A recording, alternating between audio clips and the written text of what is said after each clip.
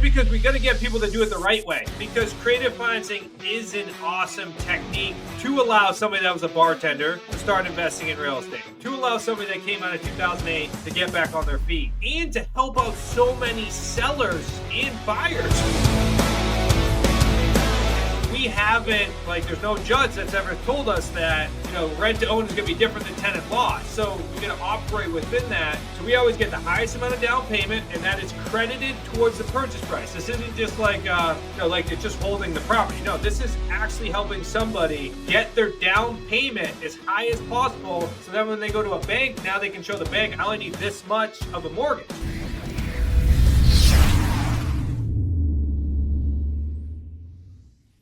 Welcome to the Leads to Deals podcast, everyone, where we talk about everything from leads to deals, and everything we talk about, it leads to deals.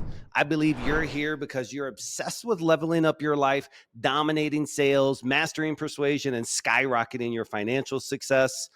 Now, in today's episode, I'm thrilled to welcome Zachary Beach to the show.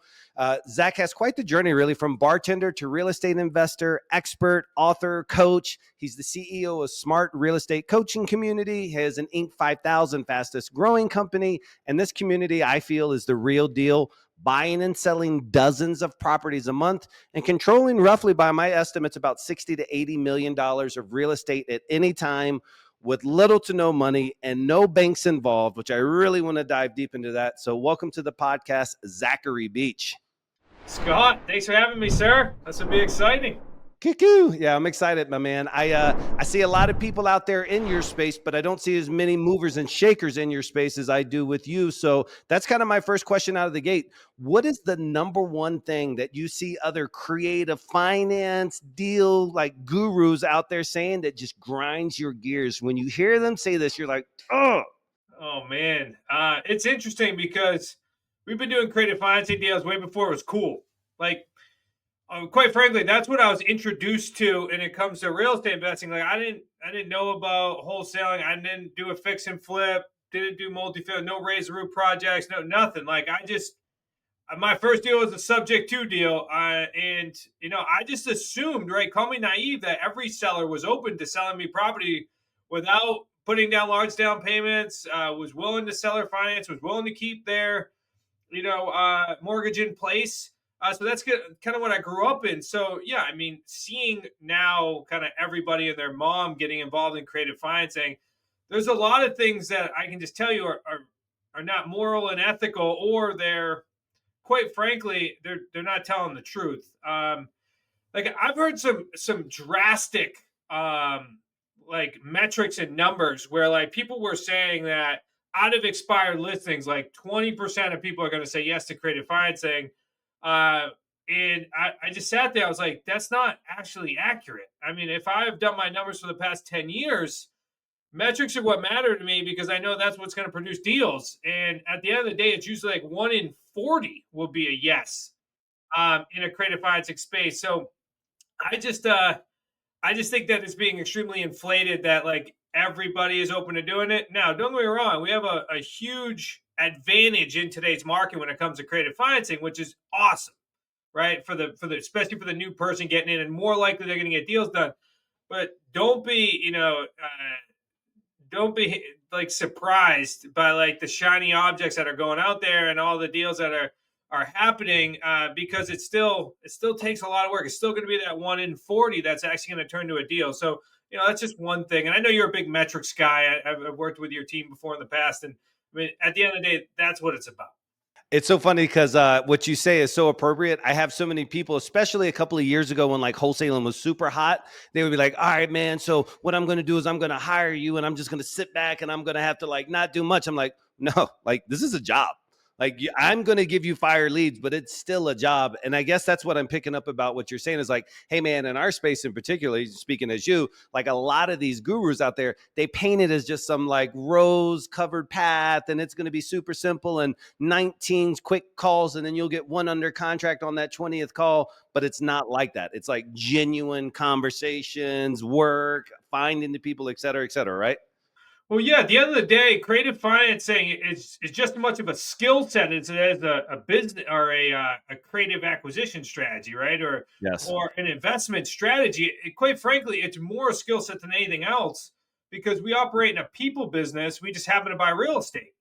So it is more up to being like a communication, like we have to solve genuine problems in order for somebody to give you a piece of real estate with no money, like right, or to keep their existing loan in place. Like you have to really genuinely solve their problem and build a huge amount of trust in order for that to happen. And that's where I think there's a big miscommunication. It's not that you're getting into deals because everybody has all these massive problems. No, you're getting into real estate deals because you've identified and you're able to solve what's important to the seller. So, do you think in general, when it comes to creative finance deals, that the customer is able to walk away with more than they would have if they would have just gone through the traditional MLS process? What are you exchanging in value here for them to do it? Yeah, it depends. It's the simple answer. It depends on what the actual seller, if we just stick on the seller side, what the seller's actual problem is, right? Because really in creative financing, we solve an array of different things. And typically it's what the traditional market can't solve or the seller does not want the traditional market to solve. And I'll explain in just a second, but really we operate in two massive spectrums. You have people that have, let's say, the sub two route, which is like no equity or behind on payments, in a bad financial situation. But then you have all the way to the opposite side, which is the debt free, true seller financing options. And they have completely different problems. So the traditional market, let's say to the guy that's debt free, what they walk away with in a better scenario is they could walk away with more capital, right? Meaning more money over time. They could walk away with better tax advantages because they're spraying it out over a longer period of time. Yet the subject to person could walk away with a better scenario because maybe they don't have to come out of pocket or they don't have to go to a short sale because they can't make payments. So there's always these massive amount of different solutions that we can solve. But traditionally, the person that sells the property on the MLS, let's say traditionally, is not the same person that sells creative financing. Now, what we're starting to see is they're starting to overlap because Yes. there's more problems than solutions right now in the traditional market, especially as you start to get. I just saw a recent thing on the FHA loans on how the default rates are significant, almost double over the conventional loans because people got in with little to no money down, and that they are not making as many payments, and the insurance is increasing, and taxes are increasing, and now all of a sudden these people can't make these payments. So now everything's really starting to overlap, which has really been interesting because now we're even buying properties off the MLS. So I want to talk about that for a second. And what I'm going to say is probably going to irritate some people out there. But in general, from the traditional wholesaler investor world, when I get somebody, Zach, who's only bought off of the MLS, I find that their sales skills do not exist. They have no direct to seller skills because they've always worked through this arbitrator. They've always presented an offer to the realtor and they've tried to structure a deal, et cetera, et cetera, et cetera. And I get it going after the expired listings. It's definitely closer to what I'm talking about is like the normal direct to seller outreach. But if you have people who are traditionally buying off the MLS, are you having to like walk them through like, hey, listen, this was how you were making offers over here, but direct to seller, this is a different ballpark? Or do you not see it as kind of a different ballpark? No, I would agree with you. And I think I approach things slightly different when it comes to buying on the MLS because now we're educating the realtor as much as we're educating the seller. Mm, So it actually becomes it's a little bit different of a challenge than it is direct to seller because I only have to educate one person. I only have to solve one person's problem. If I'm buying it off the MLS, I also have to solve the realtor's problem, which is amen. a reason why that they're open to now taking a creative financing offer or they've convinced the seller to start looking at alternative options because the realtor has their own problems. Like they're going to lose the deal, so now they're trying to explore other options throughout that time frame. But yes, I would agree that direct to seller is a completely different scenario. And I always train my people, our community has always been trained direct to seller first. And it's only been recent that we started to say, hey, there's some deals on the MLS you might want to explore now. if you can insert yourself in an ecosystem, right? Because that's what we live in. We live in a real estate investing is an ecosystem. You have your wholesalers, you got your realtors, you got your multifamily people, you got your syndicators, you got your creative financing people, and everybody kind of lives in their own silo. But what we're starting to see is that the silos are starting to spill over because the traditional way of doing things are just not coming to fruition, or the traditional way of selling a property doesn't work because the interest rates are higher now and the average buyer can't buy anymore. So now these investors are starting to come to fruition, or BlackRock is coming in and buying things up as a fund, or they're pulling out, and now you have all these properties that are available. So we just live in a different environment where real estate's more of an asset class and it is just an investment strategy nowadays. So you're seeing a lot of the spillover because now people are saying, look, the way I've been taught since I was a kid doesn't work right now, and it may not work in the future. So now I have to start finding alternative options in order for me to still reach my end goal. So let's try to provide like strategy and value here with this next one. You're saying that traditionally you guys are direct to seller. If I'm looking for these types of deals, I guess I have a question before we go into the strategy side. What am I doing with the people who just are willing to walk away and they don't want to hold the note, or they have some credit constraints where they can't leave it open, or whatever the situation may be? Do you guys discard those? Do you take those to wholesalers? Do you refer them to listings? What do you guys do with the people who don't fit your box but are motivated? Traditionally, we would just discard them. Right, 1 out of 40 is our goal, right? And then the Yep. others we sit in our follow-up system, and if they end up coming to fruition, then that ends up being another deal for us. Because what we have found, right, is timing is everything, and 99% of the people we buy from want a traditional sale. So sometimes you're just gonna like let them sit. But nowadays, I'm a big fan of inserting myself into an ecosystem or training our community to do so, because there's no reason why, if you spent the time and effort to get that lead, that it can't be offloaded to somebody else, even if you don't specialize in that strategy. And that's exactly what we've been doing with our community members, and certainly what I've done with my business, where I have wholesaler friends. Deal comes through, I kick it to them, I receive a piece of the profit. Or multifamily deal comes through, maybe I receive a piece of the equity, or it's a fix and flip, and now we go ahead and do that. But that has been more of the transition of our business over the past 36 or 24 months, versus before it was just let's sit and see if we can pull out another deal, because this is what we specialize in. So, how do you target for your ideal avatar from a marketing perspective, knowing that like it's not like you could run an ad in PPC and only get this, so you're going to get everything. So, I guess like what are you and your marketing channels doing so you can have a better closing ratio for the type of service that you want to offer, creative finance? Yeah, great question. So, a couple different things. One would be just what we were compiling on earlier, which was to go to every wholesaler, every realtor, everybody else, and say, look, this is what I specialize in. If it doesn't fit inside your box, kick it to me. I mean, because those deals, are going to close. They're referrals. Um, Secondly, is I mean, we are sifting and sorting. We have us virtual assistants, and we made our bread and butter as expired listings for two reasons. One, they were on the market, and the traditional market said they couldn't sell. And two is we know that they're still actively trying to sell. So expired listings, but that is a script that's going through it. That's a numbers game. That's perfecting your communication in a follow-up system. And then same with for sale by owners, for rent by owners. If we're talking about like actually trying to attract people that have this challenge, what we're starting to find now is if we start telling people like, hey, you don't have a lot of equity and want to be able to walk away, give us a call. Or behind on payments, especially doing our best to not ruin any pre-foreclosure marketing laws, right? But really more attracting that type of person right now because of what's happening in today's current market.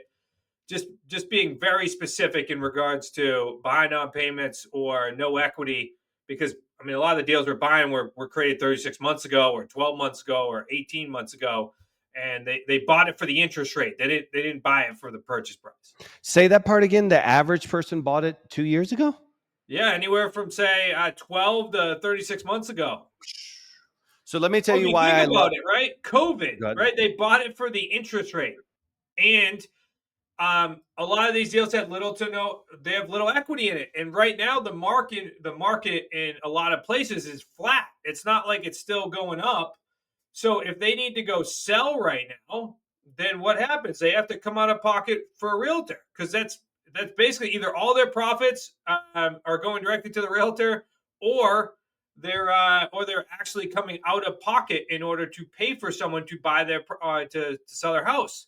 So instead, now we're just coming in and saying, like, look, I'll just take it for what you owe. You can walk away, maybe get a little bit of moving money, but at a bare minimum, I'll handle your closing costs.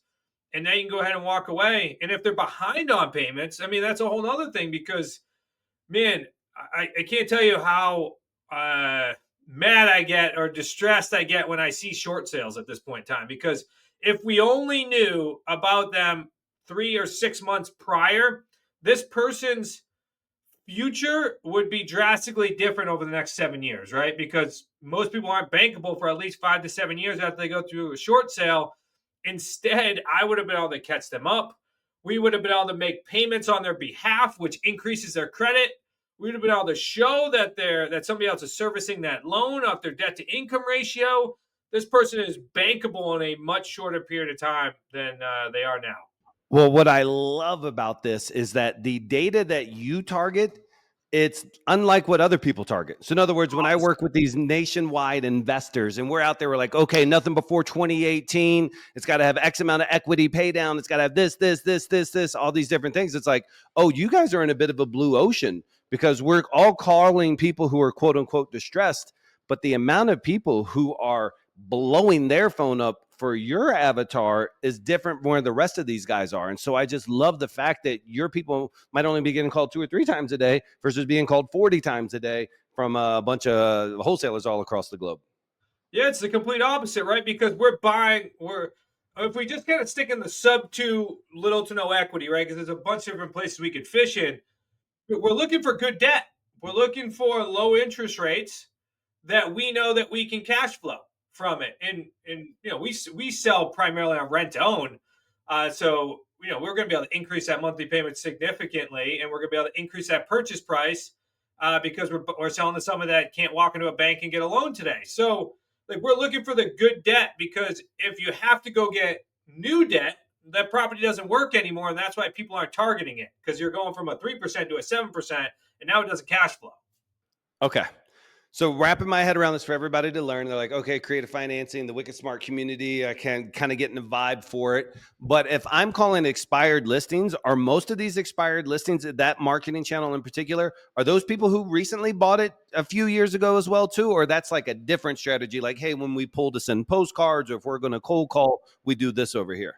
Yeah, good question. So yeah, when you're targeting expired listings, you're not necessarily targeting when they bought the property, but when you talk to them, if they did it within a short period of time, that you found your guy or your girl. But yes, if you're going to go pull like data specifically, like say prop stream, really flow, whatever you're utilizing, yeah, I'm looking at people that are within that time frame. And what's interesting is a lot of active properties right now are kind of fitting that build, right? Because if you think about it, the average homeowner is 7 years. So if we start in COVID, I mean, we're at the very beginning of it, right? That's 2018 was 7 years ago, right? So if they either refinance during COVID, even if they've owned it for that much time frame, they don't have a lot of equity still, but they got good interest rates. Dude, I love it. I have the age-old question we debate here when we talk to people who create a finance. Do you anchor on cash first before presenting your offer? We do not. No, we've been creative financing through and through. The That's what I whole mean. pitch, Like the we've whole always been consultation. creative financing. This is how we work. This is our offer. If for some reason it doesn't work, then I might kick it to my friend that does a cash offer that might do it. But think about it like this. I always tell people, and again, I was naive enough to stumble into creative financing, right? I was lucky enough and naive enough. But uh, if you can get a property with little to no money down or buy it creatively, then wouldn't that be the foundational offer? Like, why would the foundational offer be I'm going to go get hard money that I have to pay 12 to 15 points on in order to buy this house? Why wouldn't the first offer be I want to make you an offer on creative financing? And for some reason, they don't take that. then go do a cash offer.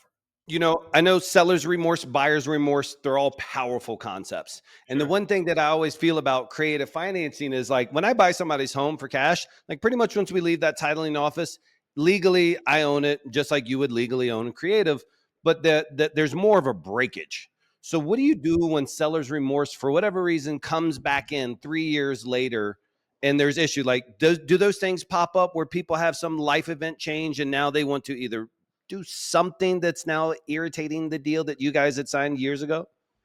Yeah, yes, I've seen everything under the sun. I mean, we're one of those communities that we always pride ourselves on talking about all the challenges. Mm-hmm. If you're acquiring a property and creative financing on seller funds or even subject to, I mean, you're the owner. Like, there's no backtracking. We've had people have amnesia, right? Where they're like, "Hey, I want you to pay off my loan." Let's say on sub two, and we're like, "Well, we don't technically have to because we own the property. We're just going to keep paying it on your behalf, but we'll let you know when it's time to get paid off." Yep. It's the lease options that you're more tied to, right? Because if you have a long-term lease option, they're still on title. What you have is you have clouded title with a notice of option or a memorandum of real estate. And I know I'm getting a little technical here, but basically it's a piece of paper that is filed against the property so that way somebody doesn't sell it out from underneath you. But that's the person that gets amnesia because at the end of the day, when you go sell it in the future, they're going to see the HUD because if you sold it, if you bought it on a lease option, you sold it on a lease option, then eventually those two parties are coming together and you're just showing up on the HUD as an expense. And then you have some negotiation with the actual notice of option. So that's where you're going to come across some more buyers or sellers remorse. The other ones, at the end of the day, you just need them to sign off on the mortgage if it's a sub two eventually, or the seller financing note. They're getting paid every single month. They're feeling pretty good. The hardest part, I think, I was literally thinking Yeah. about this when I was at the gym this morning. Maybe because I have a bias because like generating leads comes so easy. The sales process I enjoy. So like that comes easy. But running comps, and like I have to be careful with my limited talking or limited thinking. I hate running comps. I despise it. I don't like it. There's always something nuanced. It's like painting, and I'm not an artist. So I get better and I can paint by colors, but I really suck at comps. Walk me through how running comps to make an offer is different in a creative finance than a traditional cash offer type comp. Yeah, great question. I mean, it's not that much different, quite frankly. But I was like to tell people if you're utilizing any other strategy other than creative financing, like you're gonna be if you're playing darts, right? You're gonna be hitting that bullseye. You're gonna be pretty damn close to make money. But in creative financing, like you just gonna be on the board because time is your friend. Like a lot of the times, so if I go buy say a property subject to the existing loan, I have no end date. Like I can hold on to this property as long as I want. I'm just paying down the mortgage. Like, so we could live through multiple real estate cycles and still make money. And guess what? I have good debt on the property, so I'm going to cash flow it. If if I'm buying a property cash and the market tanks while I'm doing a flip, then I'm screwed, right? I mean, Yeah. that's the reason why my family's involved in creative financing is because my father-in-law got crushed in 2008 and he got his real estate values went down to a third while he was doing short-term strategies. So really, we just got to be on the board. So I can actually share with you many times where if I get good terms, I can actually overpay for a property. Not like I'm going to completely put myself upside down, but if I'm getting a seller financing note with little money down and a 0% interest rate, I can overpay for that because over the next say 2 or 3 years, as I pay down my principal and every dollar I put down on that property is going directly towards the balance of the loan, I'll eventually get below market. It's just a matter of time. Yeah, I think back to one of the first mentors I had. His name's Alex, and he said, Scott, if it's our price, it's their terms. If it's their terms, it's our price. And so, just speaking about that, like, hey, we can pay more as long as we can have it on our terms. I wonder for a guy like you who has the community and you've kind of seen it all, like, what's a non-obvious? deal breaker when it comes to creative finance? Like one or two things that most rookies don't pick up on, but when you underwrite it, you see it and you're like, no, this actually isn't good. That's a great question. What's interesting right now is that it almost kind of put the opposite. What's interesting right now is a lot of people don't think you can actually still make money off like a 7% interest rate or an 8% interest rate. Quite frankly, we're doing it all the time, and we're doing it because you're getting non-refundable deposits that could pull your profits forward, right? Like most people try to retire on $300 a door. But instead, we can actually go accumulate 10, 20, 30, $50,000 up front. Oh, we've had an investor in our community get $94,000 non-refundable deposit. I mean, that's years and years of cash flow. So that'd be one thing. As far as a rookie mistake, there's some really there's some challenges that come with dealing with certain loans, like variable rates are a big no, big problem, right? Anybody's like, what, I can buy it subject to, like, yeah, but that rate could vary, and then all of a sudden you're upside down. If you're not planning for it, it could put you in a bad position. Just like and it's not to say you still can't make money, but this could put you in a bad spot. Or we have this just because you're buying on creative finance, it doesn't mean you shouldn't do inspections. I still do inspections. Quite frankly, we have this whole thing up here in Connecticut. I'm in Massachusetts, but in Connecticut, there was this material that they were building foundations out of that crumble, but it's only in a certain area. So you got to be very specific about that. So, like, those are some certain things that could absolutely kill or crush a deal, even though you can get into them with a little to no money down. Because, quite frankly, just because you can do that doesn't mean that you shouldn't stick by your word and stick by your contracts because you have nothing to lose. Because that's what's going to make or break your real estate business in general, is being able to stick by your word, especially if people are giving you properties with little to money down and you're not executing on the contracts. Well, that's how all of these laws come about, like in the state of Texas, where you can't do sandwich leases anymore. And that's one of the things, Scott, that as a creative financing investor and somebody that's been doing this for over a decade now, that's one of the biggest challenges that we're going to start to see, is that if people continue to do these creative financing deals the wrong way and don't put themselves in a position to find success, like some of the now people are wholesaling creative financing deals, right? Oh, Which I is, mean, community groups where they're doing it all day long. It's yeah, and I 100%. buy some of them, but a rookie mistake would be me constantly taking on assigned purchase and sale agreements on an assignment. Purchase and sale agreements that I can't fight in court, right? Because I don't know them. They're not my contracts. So that would be a huge rookie mistake there. Yeah.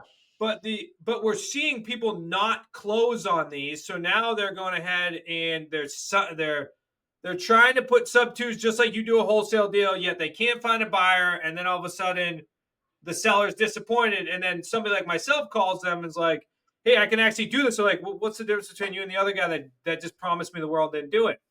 Yeah. I said, because he was trying to find me. I'm just glad I found you in the meantime, so you can put money in your pocket instead of him, because That's a great that's what's rebuttal. happening. Wholesalers Yeah. are making more money than the actual sellers, and that's starting to become a bit of a challenge, I'm sure. Yeah. And it always is one of those things too. That was actually one of my original questions I was going to open with, is I feel like creative finance, like wholesaling, but also creative finance, has the lowest barrier to entry to open your mouth over the phone. Because you can call expired listings, which doesn't really call, you can call on market, you can do a lot of these really inexpensive things to initiate a conversation and just throw it on a wall and see if it sticks. Happens day in, day out with every newbie wholesaler out there. But because the creative finance communities nationwide are so huge and so excited, if you will, I see a lot of people who have no personal experience, real estate experience, business experience. And I'm not saying that they shouldn't do it, but it just inherently, the bar of entry is low. So you're going to have more people screw it up. Therefore, give this product, if you will, a bad name and cause a slew of haters, et cetera out there, and cause regulations, I think. Oh, 100%. That's why me and my business partner have doubled down this year. I've spent more time on stages this year and in a plane this year than I have in the past, Good. say 11 years of the business. And that's because we got to get people to do it the right way. Because creative financing is an awesome technique to allow somebody that was a bartender to start investing in real estate, to allow somebody that came out of 2008 to get back on their feet, and to help out so many sellers and buyers. Because even the buyer side, it's, you have 80% of Americans can't walk into a bank and get a loan to buy a house. Like, those people need to be serviced. But the problem is that if people are doing it the wrong way and they start really screwing up some of these contracts or not making payments on sellers' behalf on these subject to deals, there's eventually going to be a massive amount of regulation. So that's why it's been really important for us to get back out there and really show people this is how it's done, not only like financially, legally, but morally and ethically. This is how it's done.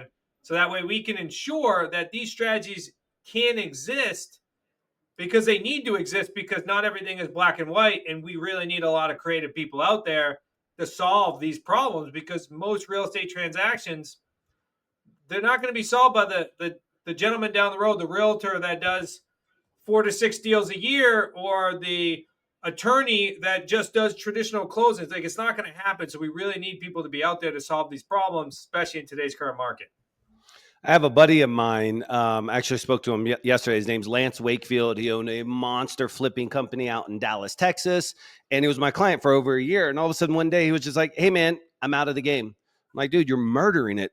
He said, "Yeah, I just decided to go ahead and liquidate my entire holding portfolio, all seller financing." He was like, "Dude, I'm just making more by offer seller financing, particularly in Texas, where there's a huge Hispanic community, where as long as they have a 10, he said, and we have our legal team, we follow all the right guidelines, we underwrite everybody the way we're supposed to." He's like, "But I can sell my properties that needed to be rehabbed. I can sell those at retail. I'm selling them at a preferred rate for me." He said, "Yeah, I'm not getting some of the same tax advantages, but I'm making more seller financing than I ever would in any other component, whether I'm renting or short term or anything else." So I'm just taking my whole portfolio now, the monster portfolio that he has, and now just starting to seller finance really candidly to the Hispanic community all throughout Texas. So is that a big thing for you guys as well on the back end? Seller financing or wrap mortgages. We primarily do rent to own, because most of the states in which we operate in, it's easier to evict than it is to foreclose. If he's in Texas, I mean, he's got a foreclosure within like 30 days or 60 days. So he set himself up in a good spot. But we like to sell on rent to own for a couple different reasons, but by able to incorporate the tax benefits, so we still have the ownership of the property while we're doing it, but we get a lot of the benefits that are associated with seller financing, right? Like, we're getting the cash flow, we're getting money up front, and we have a timeline. And we actually use a combined strategy too, where we'll go ahead and we'll sell on rent to own, get them to a certain point, then seller finance it, because now they've gotten up to 20% down. We know, like, and trust them. They lived in the property a while. But really, it's a balance between, depending on what state you're in, is it easier to get out of owner financing, or is it easier to get out of a rental? Because even the rent to owns are going to eventually default to tenant law. So understanding your current market would change your strategy. Boy, that's the type of expertise that happens in your community, that it'd be very, very simple. Those types of nuances, you could easily structure something the wrong way and then find out your contract's voided. Doesn't count under law, or you try to get somebody out and now you're stuck. Like, you just can't. Walk me through this concept, because I haven't heard it. When you're getting these sizable deposits, though, on a rent to own, are the people going into it like, if I'm going to actually rent to own and I'm going to give 20,000 down, am I going into it as a rent to own contract because I truly intend on purchasing it? Or is it like, oh, by the way, it's rent to own, and if in the future you want to do X, Y, and Z, you can? Oh no, this is set up specifically for a rent to own exit. We actually work with multiple third parties that will do, it's almost like a quasi underwriting. So they're going to know the purchase price, they're going to know how much money they have down, upfront, and over time, like, because we have additional option deposit that come in. They're then going to know their debt to income ratio, the front end, back end, and then they're going to know what, based on today's current rates, what it's going to look like for them when they actually go get that bank loan. And then we create a mortgage readiness plan with them that they have to then execute on. This is what's really important. That's why, like, our success rate is, turned on the head compared to the rest of the industry, It's because we go in with this with the intention to actually help people go from not bankable to bankable. Because quite frankly, like the biggest challenges that we face are going to be like doing a turnover or dealing with an eviction because we haven't like there's no judge that's ever told us that rent to own is going to be different than tenant law. So we got to operate within that. So we always get the highest amount of down payment, and that is credited towards the purchase price. This isn't just like like it's just holding the property. No, this is actually helping somebody get their down payment as high as possible. So then when they go to a bank, now they can show the bank, I only need this much of a mortgage. So we have everything laid out so that way we can actually move them from not bankable to bankable. I know exactly what you're talking about. And this is why rent own has a bad rep. People in properties that have no idea if they can actually execute. Have they have a varying a purchase price, so they're trying to aim at a moving target, and they're crediting them off of a piece of say every all the monthly payments. But what they're missing is the essence of what it actually means to be an owner. So people are renters, quite frankly, because they have renter behaviors. People that are owners have owner behaviors, right? So we need to change somebody's behavior from being a tenant to an owner. So we got to share with them how to maintain a property, how to take care of a property, how to get used to making monthly payments, how to put a deposit down, how to be able to save money from what they're doing in their current job. And instead of going to spend it somewhere, they're committing it to putting us a down payment. So we're really changing this behavior. And if there's a problem with the property, they're going to call the contractors. They're going to handle it. It's not out of our pocket. It's out of theirs because they're improving the property as well. So that we're just changing that behavior. And that's why people eventually go qualify for that bank loan because they're so embedded in the ownership mentality that they're now ready to be an owner. Do you find, or do you have a term for them to execute on that purchase? Like, hey, the way we have it structured, you'll have 3 years, 7 years, 10 years. How does that typically run? Yeah, so based upon their mortgage readiness date, we'll create a custom agreement. So for some people, like say if you're self-employed, which I actually bought my first house on rent to own. So I was one of those people. I I was love an it. investor before I was an owner, and I came across a property that I wanted to buy, bought it on rent to own, bought it with actually $2,500 down, a $525,000 house, lived in it, improved it, and then eventually exited out of it and moved into my next house. But if you're self-employed, you usually need 24 months of seasoning, is what banks will call it, right? You gotta show that you made a certain amount of money, so that way the bank can prove that you can afford this loan. And all of us self-employed business people want to show the least amount of money until we need a loan. So that's why we help them through that. Or if you had a legitimate hiccup in your credit, talk about COVID. Everybody had a legitimate hiccup in their credit. And if you want to go through credit repair, it's typically 6 months on, 6 months off, 6 months on, 6 months off. So it's roughly 24 months for most people. So then we typically build in a buffer in case a life event happens. So 36 months is pretty standard. So that's usually where we operate on. Now, there's going to be, depending on how we buy it, because I've talked about how we buy these deals creatively. So there's going to be terms associated with our buying agreement. And then there's going to be terms associated with our selling agreement. So depending on how we bought it, typically depends on how we sell it. So if I only have say a 60-month seller financing deal, I need to sell it before 60 months. So it's probably going to be in 36 months. If I have a subject to deal with no end date, I'm not pushing the buyer. I'm going to push a good buyer in the private. I'm not pushing them. They can take as long as they want. I love it. I think about this, and literally as you're saying this, I said, "Oh man, I can't wait to record content after this and be like, hey, listen, we just went deep, kind of with the technical side, and I don't even say deep, but it's just the sprinklings of that depth throughout this conversation." I'd love to hear from you. Like, if all of a sudden, I don't know if you've ever seen, it's not like Undercover Boss, but I think Grant Cardone supposedly did it, where he went and had to act like he had no money whatsoever. He had to start from scratch. So, like, if you had to start over today, like literally, I dropped you on the other side of the country, and you had to start with zero capital whatsoever, what are you doing, like milestones real quick to get that first deal under contract? Bam, bam, bam. Yeah, that's where I started. I had a bartending salary, right? So I had no money.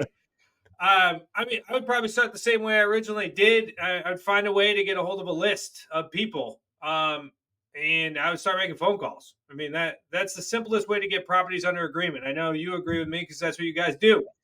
It's the simplest way to do it. Or I'd go door knock.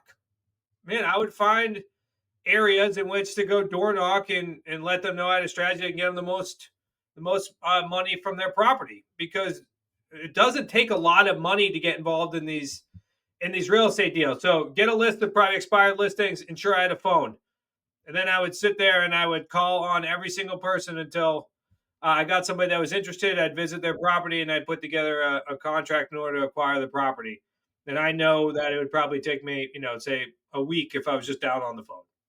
What type of neighborhoods? If you were going to door knock, are we going to like the super hood? We going to average middle class? We're going a little bit higher. We're going all the way up there. Like, what do you find is the target size deal in general you see with this type of exit?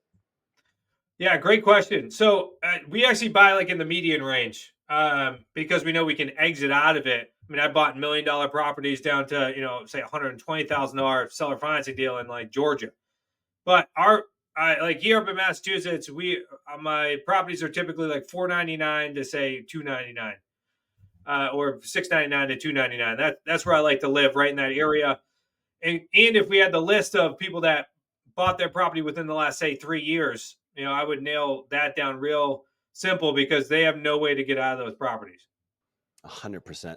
Um, so you're an author now. Like, so I told my team, I said, man, I'm gonna have to throw something out there as well too. I love it that you've got these books out there. What are the books? What are you covering specifically in them? I know what the titles are, but walk me through exactly what inspired you to put out literature to give that resource to the world. Yeah, well, our family's a big reader. I wasn't a big reader, but as I developed as being an entrepreneur, I started to get a lot of my information from reading books, and especially in a subject like creative financing, it's like you're learning a new way of life, right? You're like changing their perspective. I talk to people that have been seasoned investors for 20 or 30 years and they still aren't grasping the concepts. So like sitting down and actually dissecting, reading the book, looking through different deals, brings to light exactly what's happening. So as my father-in-law is the one, he actually originally created the book Real Estate on Your Terms many years ago. Then we went ahead and I co-authored it with him. We added some new chapters in there to give some additional perspective and update it. Then we went ahead and created new rules of real estate investing where we really started to collaborate with all of the other real estate investors across the country, especially the ones that were doing it right, and just talked about how things were evolving in today's market. It's probably due for another version at this point in time, considering we're in a little bit different of an area now. So that was our second Amazon best-selling book as well, and then we created the Sell with Authority as well, which was just more about actually being an authority in that ecosystem of real estate investing, with more about what we were talking about earlier today, which is really positioning yourself to provide value, not just to buyers and sellers, but to the other people around you in your ecosystem. So we just knew we had some books inside of us, and we knew that was going to make an impact on somebody's lives. And quite frankly, if that person was willing to invest the time and effort to read the book, they were the type of people we wanted to work with. As our mission here at Smart Real Estate Coach is to be known as a community that transforms dedicated people's lives into wicked smart investors. So if you were dedicated enough to dive into the material, then you're the type of person we knew we could help affect for sure. Yeah. And I think for my followers, because I have a lot of guys and I assist them all over here, and I'll ask them, say, hey, what are your exit strategies? They're like, hey, we primarily wholesale, or we might take some down, or they might wholesale and maybe they're trying to sprinkle in novations. But creative is always this little ancillary thing over here because they're not maybe focused on building a portfolio, or they just struggle on how to disposition the property or how to bring somebody in to cover the commitment. But it's really just that. It's like learning that education because it's two sides. And I love how you've covered it in your end. Think about how many people that I work with throw away their creative finance eligible leads and they never monetize it because they haven't joined the Wicked Smart community, because they haven't read the books by you and Crispy Fontaine, and they haven't really studied it well enough. They're literally sitting on deal after deal after deal if they just learn this strategy. And I think joining a community makes the big seem smaller. It's like, let me turn this mountain into a molehill and then learn it, because if you already have real estate background and you're already wholesaling or taking down properties, learning this is like, seems like such a natural complement to what they're already doing. Yeah, I can't tell you how many people are leaving ridiculous amount of deals on the table, and every time I talk to them, they're like, "I wish I just knew you last year because I had this deal." Right? There's always the one deal they were like, "Oh, Damn it. that makes perfect sense," and I just lost 50, $100,000 from not pursuing it. And I would say most people stop because they believe it's actually complicated. But the truth is, what adds to the complication is that you have more tools in your tool belt. So there's more options. So that's why we got to get really good at asking the questions. But the truth is, there's actually less moving parts in a creative financing deal than there is a traditional deal. There's less people, right? In a direct to seller creative financing deal, it's me, it's the seller, and it's an attorney. Like that's it. There's three people, and there's typically one contract, right, between us, and that's it. If you look at a traditional sale, you have you, the seller, the agent, the mortgage lender, and the attorney. And that's if they don't have everybody else involved in there as well. So that's five people versus two or three. So it's actually less of a complicated transaction. It's just knowing that you need to know how to use your tools, right? It's a little bit more of an artistry than it is a science. So and what makes it really cool, as soon as you get involved in it, then you're like, oh my God, nothing's in a box anymore. I can start looking at deals completely different. And that's why I kind of hit earlier, which was cash offer shouldn't be my anchor offer. It should be creative financing should be the anchor offer, because everything else I got to go pay money on money. Instead, like, can we solve the problem in the most efficient way possible, which is with creative financing? And if we can't, let's go look at alternative options. And I think that probably takes us back to the beginning of our conversation, which would be a fair way to close it out. But, part of my issue with the gurus in the creative finance space is because it takes little to no money and no banks involved. And so you get that as your sizzle button that you get to say your sizzle reel on Instagram, your sizzle reel at Facebook, whatever your marketing materials is. And that naturally makes people think like, oh, it's not going to cost me anything, like no money, no time, no whatever.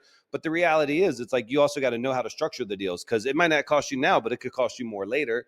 And you don't want to be in this situation where you go backwards trying to help a customer, or worse, hurt them, et cetera, et cetera. So like I see the big need for this continued like spotlight on guys like you and the Wicked Smart community to be able to lead from the front. And obviously you guys are doing it. I had the opportunity a couple of weeks ago to speak virtually at one of your guys' events. And dude, I love the community. They were super cool. Everybody was reaching out, like super congratulating, and just like really cool people. I did want to hit on one thing. It seemed like a heavy mix of older community and some younger guys. What do you think covers that older community segment? Because that was a bit of an older community at this part I had never seen. Yeah, what's interesting is well, I mean, my father-in-law Chris is 59. I think he attracts that, but I mean, our beacon, right? We're helping transforming people's lives. So we tend to work with a lot of people that want to use our business model, right? We happen to do it with creative financing, but we have a business model that you can scale, right? So I'm not necessarily attracting the person that just wants to get into their first deal because they don't have money. I'm attracting the person, or we're attracting the person that sees creative financing as a way to scale without limitation, because you can do as many deals as you so choose without having to put down payments, right? Without having to raise a bunch of capital, without having to personally guarantee, all the wealth you built in your life now to make a real estate portfolio. So we're working with a lot of people that want to retire, and they see that by buying creatively as a way to scale if they choose to do so, and also selling on rent to own is a way to gain access to the benefits of real estate without dealing with the hassles of being a landlord. And that's why we tend to attract a lot of those people that are interested in, their next phase in life, because they see, oh, this is a business model that I can get behind, not only from a financial standpoint, but also a business model from a moral standpoint, where they're like, I'm going to impact my community because I'm impacting the seller that's in trouble, and I'm impacting the buyer that can't get into a traditional piece of real estate. And I think that's where a lot of people are like, okay, I see this as a second coming of my career, and now I'm going to go ahead and grow this, and now I can pass this down to the next generation. Yeah, I love it too, man, because there's something to be said. First off, I love youth and I'm surrounded by them all day, but there's a maturity that comes with a certain amount of seasoning that life gives you where, like, hey, I'm here to do business. I'm not here to play games. I'm here to help. I'm going to receive and I'm going to give. And I really felt like that, my brief exposure to the community, like, okay.